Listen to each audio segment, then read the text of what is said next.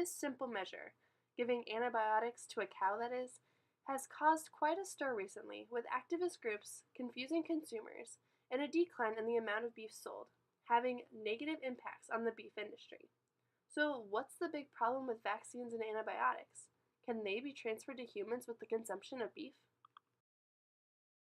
So vaccinations would be no issue to anybody because everybody wants preventative care, and vaccinations have no residue. They create no problem at all. What about vaccines and antibiotics used for humans? Will we eventually run out because we are using the existing supply for cattle? Through a process of due diligence, the United States government has decided to put together a veterinary directive that puts the use of um, certain classes of antibiotics, any that have a potential utilization in human medicine, under what's called the veterinary directive, which simply means that antibiotics have inside these certain classes have to be used under the direction of a veterinarian. Um, What about the producers who don't follow the directive? Will they still produce unsafe beef that has been contaminated and still contains trace amounts or residue of antibiotics?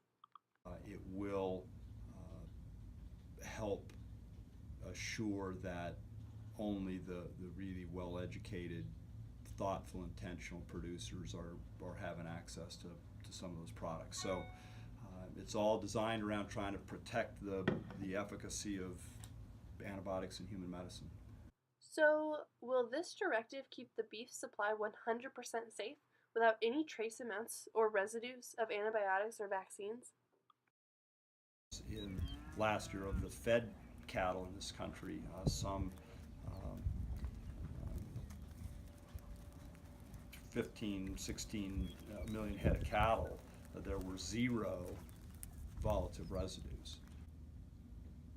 The society has a tendency these days to put things, we've lost this sort of middle ground. You can see it in politics. It's either here or it's here, there, when in fact the truth lies in this big gray middle. And nobody wants to talk about the big gray middle. They want to be either all in or all out. And antibiotics should not be an all in or all out decision. It is a tool.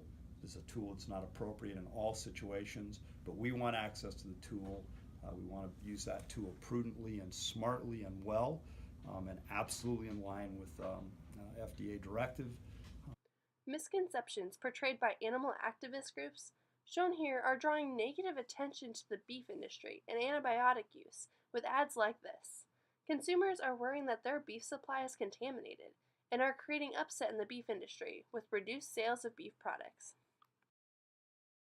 You know, the activists and the overreach of government will pull these tools away from us, and then I have a humane problem is how do I deal with animals that do get sick, because just like people get sick, and if I lose all the tools to treat those animals, now I've got a real challenge in terms of how I live out my life as a good steward of those animals.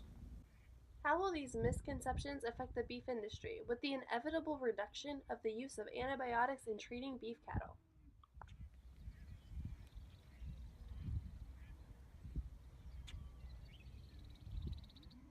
So, what simple measure, easier than giving a vaccine, can you take to ensure a sustainable and safe food supply? Eat beef. Eat beef. Eat beef. Eat beef. Eat beef. Eat beef.